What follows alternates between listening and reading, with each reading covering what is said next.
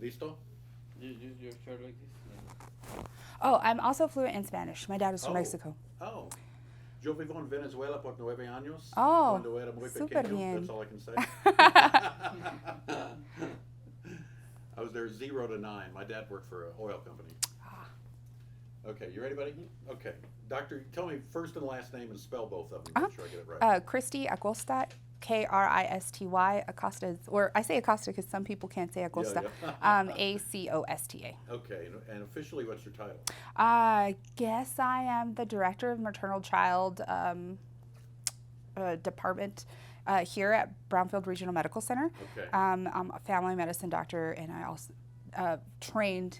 fellowship trained in obstetrics. Is it child delivery or It's maternal child. So maternal child department. Maternal right? child. I don't know if Maternal. it's maternal child. So dumb. This will just be underneath your name. Yes.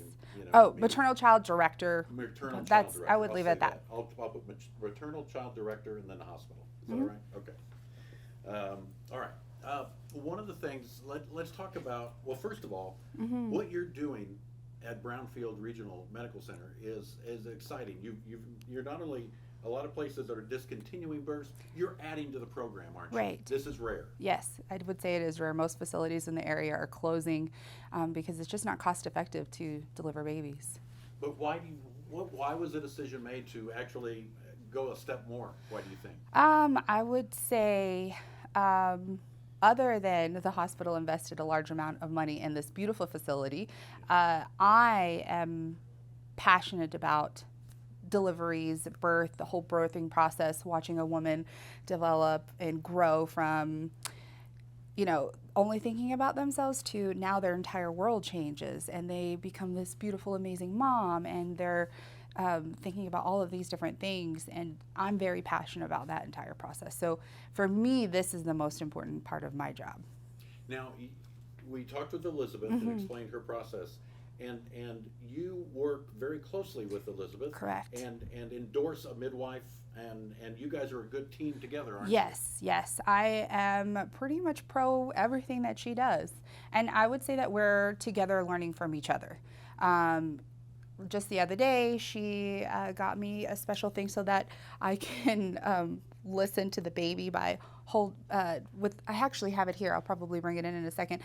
To listen to the baby externally and to help feeling from the outside which way the baby is positioned, versus my training is doing a cervical exam, feeling the baby's head, and from there feeling which way the baby is positioned. So I think we are learning from each other.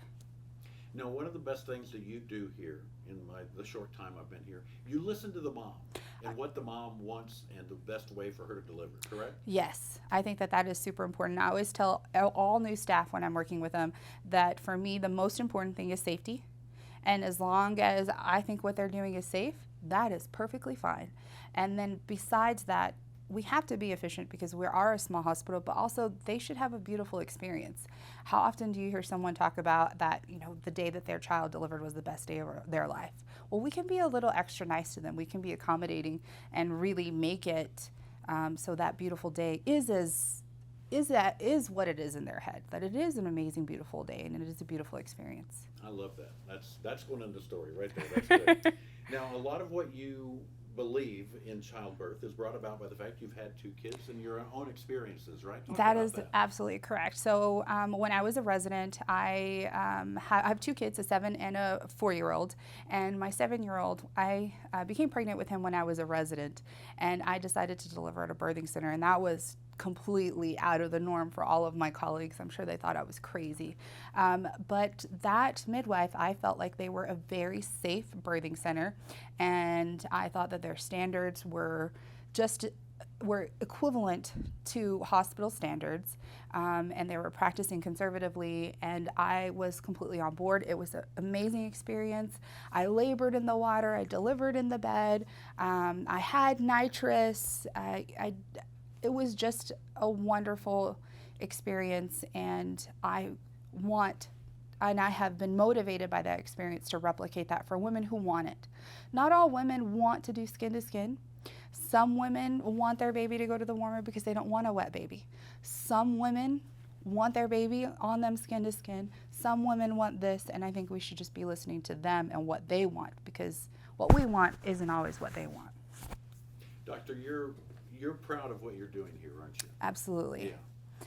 What does the future look like as far as doing this? You're kind of you're at the beginning stages here, right? Yes. What does the future look like here? Collaborative, a place where I would want to get care, a safe place, beautiful deliveries, healthy babies, a place that people want to work, not just that they want to get their care.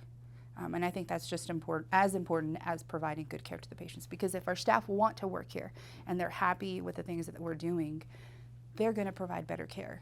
And I definitely think that the group that we have right now, the model, the way we work with one another is absolutely collaborative. And everyone who's here, from myself, the midwife, our nurses, is someone who wants to be here and believes with this vision and believes that we can help women have a beautiful experience. Doctor, because what you're doing is kind of on the cutting edge, your goal, I'm putting words in your mouth, but I want to back in your words.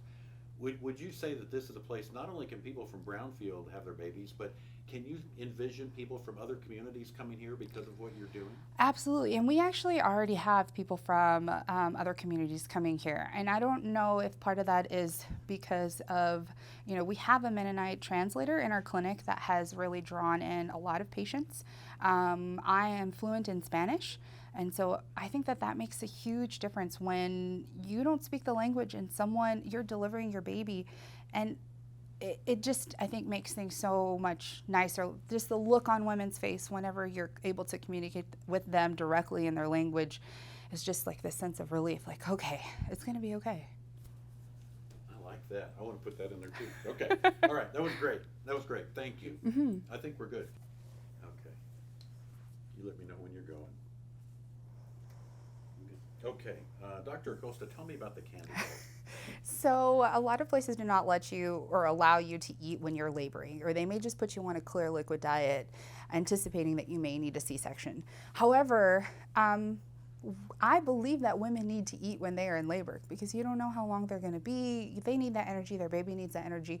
And one of the things that we have here is the candy cart that both the hospital and myself stock together, full of candy, healthy snacks, not so healthy snacks, but it's for people who are laboring, mom and dad who are laboring, but then also mom and dad postpartum, because breastfeeding moms wake up a lot and they need a snack. And sometimes our patients don't have transportation to leave here to get things. They may not have the resources to go to the gas station or a local restaurant to pick up something to go, and so this is just a little snack to just tide them over. And tell me the reaction that you get when you show people that. Hands down, every single person loves this cart.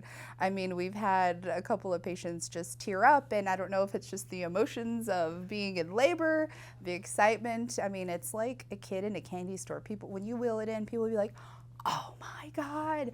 And there's always this like sensation of, okay, well, I can't get too much because I'm in front of my doctor or my nurse or my midwife, but I encourage them to take whatever they want. It's there for them, we stock it for them, and it's just one additional thing that I think really, really sets us apart from other facilities.